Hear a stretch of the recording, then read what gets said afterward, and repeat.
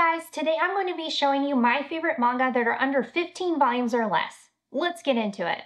No Longer Human is a manga that broke me even more so than in other series in this video, Goodnight Poom Poom by Inyo Asano.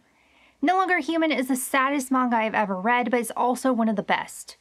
It is inspired by Osamu Dazai's novel of the same name. It will gut punch you from the very start, and like the original novel, it will pull you into a pit of despair.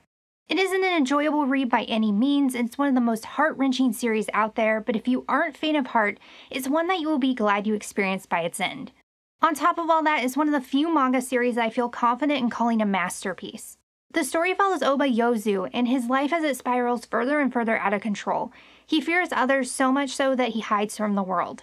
He makes attempts to connect with others, but only superficially as a means to protect himself, but also to protect others from him and his seedy ways. To be hated or loved, one must reveal their true self to the world, and this is something he wants to avoid at all costs. This is very much a story about a young man who lives outside of the human fold, yet so desperately wants to be a part of it, or at the very least attempt to understand it, and this is a big part of the reason why it's such a tough read.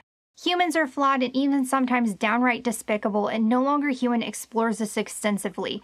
It is a short read that's expertly crafted, but it's not just how this story is told through words that will capture you, it's told through the art, and the symbolism in the panels will engross you in its pages as well. It brings the popular classic into the modern day world while at the same time maintaining the same feel of and respecting the original.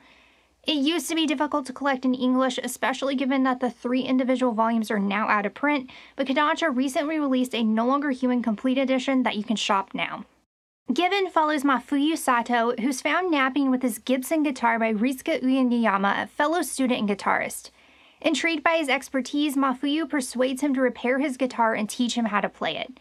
Their bond deepens as he introduces Mafuyu to his bandmates and, struck by his captivating voice, invites him to be their lead singer. Despite initial hesitation and his limited guitar skills, a reunion with an old friend motivates him to embrace the role, confronting not only his musical challenges, but also the mysterious past linked to his guitar. It tells an incredible story about a band and its members, and the characters are easy to relate to and connect with. If you aren't typically a fan of series that involve romance, Given will break through your reservations completely. It proved to be a captivating series, not just another typical romance, and it opened my eyes to the potential of genres that I often overlook. The best thing about Given, though, is that it's a journey of finding light and darkness and self-discovery, primarily through music. I highly recommend checking out the anime too. The soundtrack, especially the haunting melody that Mafuyu is constantly singing, is amazing, and it's these pivotal moments that ultimately lead to an unforgettable live band performance. The manga also delves into the nuances of starting and being in a band, portraying the real-world struggles and joys of musicianship. Through Mafuyu's story and his connection with his guitar, this series beautifully explores themes like love, life, and healing, showcasing the beauty of music and how it can profoundly affect us. Welcome to the NHK is a unique 8-volume series about Sato, who's plagued by anxieties and conspiracy theories. He is convinced that the NHK is orchestrating a scheme to turn society's outcasts into reclusive shut-ins. The story takes an interesting turn with the introduction of Misaki, who might just hold the key to helping Sato overcome his fears if she can persuade him to leave his metaphorical foxhole and face the world. This series is mainly unique thanks to its humor and dark themes. Welcome to the NHK is so dark that it often left me questioning whether I should be laughing at its content, so it is an acquired taste. However, if you're a fan of dark humor like I am, this manga is an essential read. The series has darkly comedic elements, but it's how it dives deep into the psyche of its characters that makes Welcome to the NHK such an incredible read. Uzumaki by Junji Ito follows the story of a young girl and her family as they become increasingly obsessed with spirals. This obsession spreads throughout their town, leading to mysterious disappearances and deaths. Out of all of Junji Ito's works, Uzumaki is my favorite. The series masterfully depicts the descent into madness, filled with drama and suspense, focusing primarily on psychological horror. Although episodic at times, it maintains a cohesive overarching story that ties everything together by its end. Junji Ito's creepy, highly detailed art style is especially striking. While Uzumaki is more disturbing than it is scary, it is still one of the most unsettling series you can read, with great characters like Kiri and Shuichi that add even more to this story. It's hard to talk about Uzumaki without revealing too much about the story. What I can say though is that this manga stands in a class of its own within the horror genre. It's bizarre and twisted, yet highly original in its storytelling and art style. If you want to explore Junji Ito's works, I highly recommend Uzumaki. With only 3 volumes collected in one deluxe edition released by Viz, it's easy to get into. Blom is one of my all-time favorite sci-fi horror manga thanks to its immersive cyberpunk setting. Tsutomu Nihei focuses on every detail and created a meticulously crafted world that pulls you into this story. His other works such as Knights of Sidonia and Biomega are ones I also recommend looking into. They are all quick reads, but Blom, in my opinion, is his absolute best. The story follows Killy, a lone wanderer navigating a vast superstructure searching for the net terminal gene, facing allies and adversaries like the Safeguard and Silicon Life on his journey. To me, Blom is a success for 2 main reasons: its world building and its art. Tsutomu Nihei's panels make you take in every meticulously crafted detail, but the series' unsettling atmosphere captivated me the most. Blom is a quick read collected in only 6 master editions or 10 singles. It was the first manga to prove to me that a story doesn't always have to be told with words, but that can be done through art instead. It's a unique read and one that I highly recommend. If you want to learn more about what makes Blom such a good series, I have a review of the series on the channel if you'd like to check it out. Homunculus is one of the best psychological horror manga you can read, and it only has 15 volumes.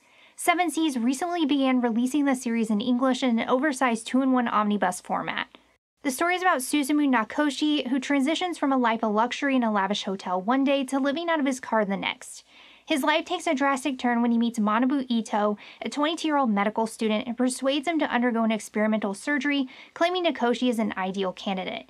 Initially, Nakoshi feels unchanged by the procedure, but soon he starts seeing homunculi within every individual, which marks the beginning of his trippy and emotional journey into the unknown.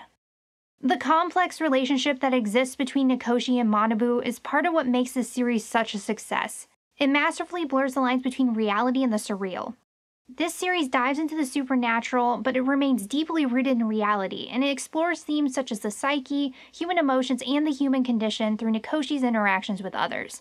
On top of all that, the artwork in Homunculus is simple yet beautiful, especially with Hideo Yamamoto's use of symbolism.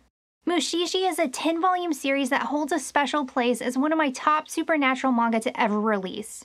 This series is a true masterpiece, and it connects with you on a deeper level. Mushishi invites you into the mysterious world of Mushi with Ginkgo, the wandering Mushi master, as your guide through a series of unforgettable stories. Like Homunculus, what makes Mushishi so remarkable is how effortlessly it blurs the lines between the living and the supernatural. You'll find yourself immersed in stories where the 2 worlds seamlessly intertwine, and it's extremely interesting as a result. This manga has a unique, almost soothing quality, even though it's often melancholic. It not only explores different settings and character stories, it's also a profound exploration of life's intricacies and what it means to truly be alive. Mushishi is thought-provoking and otherworldly, but it's also genuine and relatable. Mushishi was released in English through Del Rey, but has since gone out of print. I'm hopeful that another publisher will pick this series up for release again and bring it back into the limelight. It definitely deserves it because it's one of the best series you can read. Akira by Katsuhiro Otomo is a series that probably needs no introduction. An iconic sci-fi and cyberpunk series, Akira has not only withstood the test of time since its debut in the 1980s, but has continued to grow in popularity and influence over the years. Set in a dystopian Tokyo ravaged by a thermonuclear attack, Akira takes place in a world where biker gangs rule the streets and the elite carry out unethical experiments, unleashing devastating supernatural forces upon an unsuspecting populace. It's one of the most memorable post-apocalyptic series I've ever read, and it's one I love for its dark themes and innovative premise. While Akira was created in the 1980s, it's set in 2019. It's interesting to compare Otomo's vision of the future with our modern-day contemporary world. If you have watched the Akira movie but haven't read the manga, I highly recommend doing so. The manga has a deeper, more detailed story than the movie does, and even more content than made it to the big screen. In my opinion, the best way to collect the series is the Akira 35th Anniversary manga box set, which collects the series in 6 hardcovers. If you'd like to learn more about all of the different ways you can collect Akira, I have a comparison on the channel if you'd like to check it out. Pluto, which is Naoki Urasawa's take on Astro Boy's The Greatest Robot on Earth arc, is one of the best sci-fi manga you can read under 10 volumes. Initially hesitant about this retelling, Makoto Tezuka, the son of Osamu Tezuka, eventually greenlit Urasawa's project on the condition that it not only goes toe-to-toe with and respects the original, but creatively stands out from his father's work. Naoki Urasawa, known for Monster and 20th Century Boys, reimagined this story by turning it into a complex mystery where the world's greatest robots are being hunted down by an unknown assailant. Instead of focusing on Astro Boy or Atom, the story follows a detective robot whose human-like actions and interactions highlight the blurred lines existing between humans and robots in this world. Pluto explores themes of discrimination against robots and the emotional turmoil they experience, even showcasing what happens when human emotions such as hatred and sadness are thrown into the mix. Set against a post-war backdrop, the story is an exciting mystery, and it's one I love for its exploration of identity and the societal aftermath of war. It's a respectful yet innovative retelling of the classic, collected in just 8 volumes. It is one that fans of Astro Boy or newcomers to the series can both enjoy. Neon Genesis Evangelion, originally based on the anime released in 1995, was adapted into a manga by Yoshiyuki Sadamoto, the anime's character designer. The manga debuted in 1994, a year before the anime, due to production delays. In 2012, Viz reissued the manga in a new omnibus format, making it much more affordable to get into the series than its 14-volume out-of-print singles. The manga has a different ending from the anime, and it dives deeper into the events and character backstories. If you watched the anime, the manga is a completely new experience. Evangelion follows the story of NERV, a paramilitary research organization, and its pilots who pilot Evangelion units or EVA units to battle mysterious and powerful entities known as angels. The setting is a rich, detailed post-apocalyptic world that's full of secrets, extensive lore, and unexpected twists and turns. One of the best manga series of all time, it's deeply interesting thanks to its psychological and religious themes. It also tackles themes of individuality, instrumentality, and more, and this is what makes it such an original in its genre. Insomniacs After School is a refreshing and healing series with a sweetly serene and somewhat melancholic atmosphere. This series captures the beauty of nighttime brilliantly, and its chill vibe reminds me a lot of series like Call of the Night. Though it doesn't have supernatural elements like that one does, the tone and emotional stories of its main characters give it a similar feel. The story follows 2 students with insomnia who find solace in their school's abandoned observatory. This secluded space becomes their haven, giving them a place to rest, but more importantly, it nurtures an unexpected and comforting bond between the two. It's beautiful to watch their relationship develop, finding someone who shares but understands their struggles intimately. Since it's a slice-of-life series, Insomniacs After School's charm is mainly thanks to its relatable characters. With a unique premise and an endearing story, it's one that's entertaining but also has a lot of emotional depth. With only 14 volumes, it's an easy series to get into, but it's also one that's perfect if you're searching for a calming read. This next one, Parasite, follows Shinichi Izumi, an average high school student whose life is forever changed when an alien parasite invades his body. Miraculously, Shinichi manages to confine this alien intruder to only his hand. Now sharing his body with Migi, a murderous alien, Shinichi faces an entirely new reality. Unlike Shinichi, other victims weren't so lucky. They've been fully taken over by the parasites that morph their hosts into monstrous forms to blend seamlessly among the humans. Knowing the truth behind these horrors, Shinichi now must take on the lofty endeavor of alerting humanity about the oncoming threat. Released over 30 years ago, Parasite is still to this day one of the best sci-fi horror and seinen manga I've ever read. Its influence is undeniable, and it has some of the most unforgettable alien and body horror panels I've ever seen in manga. If you're thinking about getting into this classic, it's fully collected in only 8 volumes. You can read Parasite in English either through the full-color editions or the singles released by Kodansha. I have a comparison of all of the editions if you'd like to check it out on the channel. A Silent Voice follows Shoya Ishida, a young boy who used to bully Shoko Nishimiya, a young girl with a hearing disability. However, when Shoko transferred schools, Shoya, who was once the bully, is now bullied himself. Now that he's older and he knows what it feels like to be bullied by the students in his class, he regrets his actions. A few years later, Shoya meets Shoko again and he decides to make things right. A Silent Voice is a heartwarming and tear-jerking series about the importance of second chances, but even more so than that, it's a moving story about redemption and how people, with time and experience, can change. It's also very much a story about communication and how difficult it can be to express one's emotions. Few series have made me feel as much as A Silent Voice. More accurately, few series have made me cry as much as A Silent Voice. It did so with only 7 volumes. Amazingly though, it not only had me crying sad tears, but happy tears as well. It will take you on an emotional but also an inspiring journey, and is one of the best and most profound manga I've ever read. Sugumi Oba and Takeshi Obata are among my favorite manga creators, largely due to their collaborations on series like Death Note and Bakuman. Of all their projects though, Death Note is my all-time favorite, not only thanks to its thrilling storyline, but also its amazing artwork. Death Note follows Light Yagami, a high school student who acquires a mysterious notebook called the Death Note.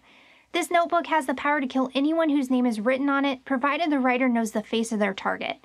Envisioning a crime-free world, Light decides to use the Death Note to deliver his idea of justice, attracting the attention of law enforcement and the brilliant detective L.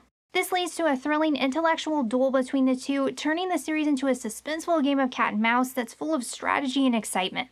What's most exciting about Death Note, though, is how it explores moral dilemmas surrounding power. Light, armed with godlike abilities, highlights the fine line between heroism and tyranny. The series, through its tense and clever plot twist, challenges us all to think about the ethical dilemmas that come with absolute power. I truly can't believe what this series was able to accomplish in only 12 volumes, and it's one of the very best you can read, especially if you enjoy crime thrillers. Passion can be a fleeting thing. Sometimes we can become less passionate about the things we love as a result of things we do ourselves, like overworking ourselves, but it can be caused by the hands of others, like parents who push their children too hard to become perfect at what they do. In piano prodigy Kosei Arima's case, it's the latter, so when his mother suddenly passes away, he abandons his love for the instrument for good. Sometimes we forget why we do something and why we love doing it, but sometimes we just need a reminder. That reminder is Kaori Miyazono, a violinist whose uninhibited style contrasts with Kosei's reserved demeanor and pushes her way into his bubble. Your Lie in April is a story about two individuals, one who is burning with passion and another who has lost it, but it's also about finding fulfillment, joy, and love in life, as well as paving your own path. Because our two main characters have been through a lot, this is quite a heartbreaking series, but it's heartwarming and moving too, thanks to the connection these two form. The relationship between Kaori and Kosei is what makes Your Lie in April so effective.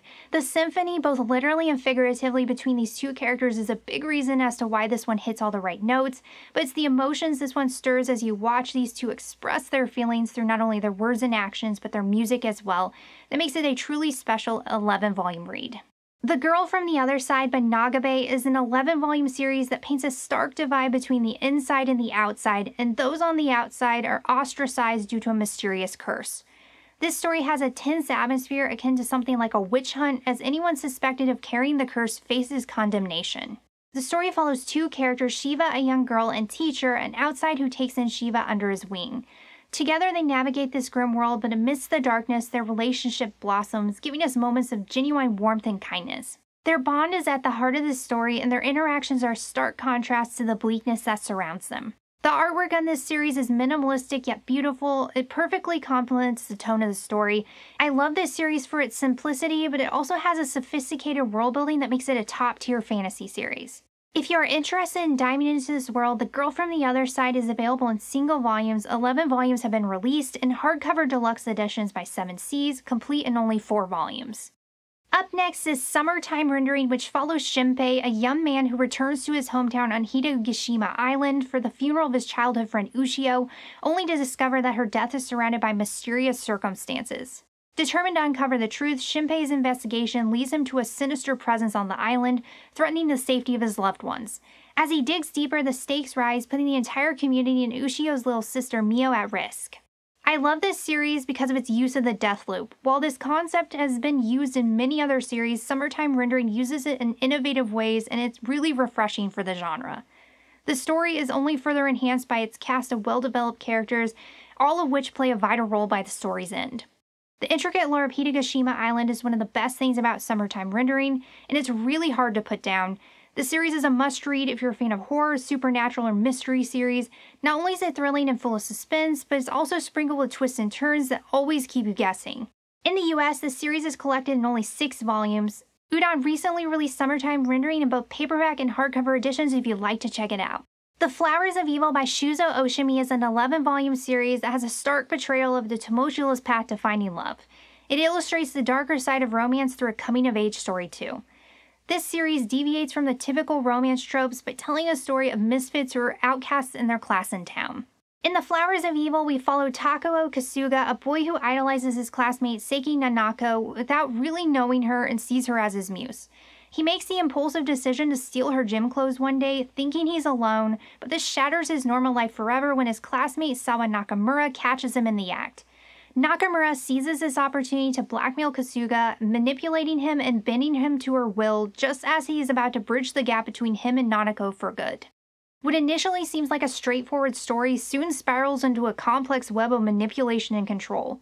Exploring themes of self-acceptance and the consequences of our actions, The Flowers of Evil is far from a conventional romance, but still one of the best romance manga you can read. It's a psychological exploration of unconventional relationships and the struggles of those who deviate from societal norms. The series challenges the idea of fitting in and celebrates the bravery required to embrace one's true self and others. With its unique take on romance and its blend of drama and psychological thriller, the series is one you don't want to miss. Wotakoi, Love is Hard for Otaku by Fujita is a rom-com that holds a special place in my heart, not just for its take on romance, but also for its celebration of otaku culture. This manga, much like Genshinken, captures the essence of being an otaku through its colorful cast of characters that bond over their shared love for manga, anime, video games, and more. It's the dynamic within their group, alongside their unfolding romances, that make this story so amazing. The series has a great sense of humor, which hits close to home with its relatable jokes and perfect comedic timing. Watching these characters navigate their different social settings from the workplace to casual hangouts allows us to see how they interact with different people in their lives, making them feel like real people as well. It's hard not to connect with this group of characters. Initially released at doujinshi before being picked up by Kodansha, Wotakoi was released in 11 volumes, which were collected in 6 2-in-1 editions in the US. It's a quick read, but packed with a lot of heart and humor. Despite its straightforward setup, Wotakoi has so much to offer. It's not only hilarious, but also moving in ways that take you by surprise, making it one of my all-time favorite manga series. Dead Dead Demons, Destruction by Inio Asano, the creator of Goodnight Poon, is a sci-fi manga series that blends comedy, satire, and social commentary with highly detailed, beautiful artwork. While it has Inio Asano's signature melancholic tone, I find it to be lighter than his other works, so it's the one I recommend most to newcomers. Set in Tokyo, the story takes place under the shadow of an alien mothership, exploring themes of fear, societal response, and the unknown. We follow the main characters, Kayama Kadode and Nakagawa Oran, along with their friends as they navigate the complexities of high school life amidst the looming presence of the alien invaders. Through their experiences, this series delves into the human condition through an introspective and thought-provoking lens. Inio Asano has a knack for creating interesting characters and unique perspectives, and this is ever present in Dead Dead Demons.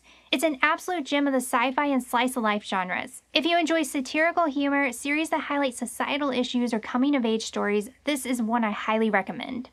The Horizon is a manhwa by J.H., and it's a compact yet impactful story that's set in a post-apocalyptic world. Despite only having 21 chapters, it rivals even the longer-running series thanks to its emotional and well-developed story. While it's not as gut-wrenching as other series on this list like Goodnight Poon, it still left me with a haunting impression with its bleak portrayal of survival and devastation. In The Horizon, the story is told poetically, showcasing the harrowing journey of a young boy and a girl who are navigating a scary world without parental guidance. Their quest for survival leads them to an encounter with other survivors, each grappling with the apocalypse in ways of their own, some even resorting to terrible acts to survive. Even though it has minimal dialogue, The Horizon speaks volumes through its art, which is atmospheric and captures the loneliness and desperation of its characters in this world. While it has a dark setting, moments of light and hope emerge thanks to the bond between our two main characters. It's an unforgettable series that leaves a lasting impact, and it can be collected in only 3 volumes. Erased holds a special place in my heart as one of my all-time favorite manga series. The story follows Satoru, who possesses a mysterious ability known as revival, which allows him to travel back in time. When a loved one becomes a victim of a murder, Satoru is transported 18 years into the past, inhabiting his younger self but with his adult consciousness intact. In his hometown, a shadow of fear looms as children, including his classmates, fall prey to kidnappings and murders. Satoru embarks on a race against time to solve this murder mystery, hoping to change both the past and the future. As crime thrillers go, Erased and Death Note set the gold standard. This series is complex with only 8 volumes, and it tells the story in a way that feels neither rushed nor incomplete, with all plot lines coming to a satisfying conclusion by its end. Every element of the series is thoughtfully crafted and unfolds in a way that constantly keeps you on the edge of your seat.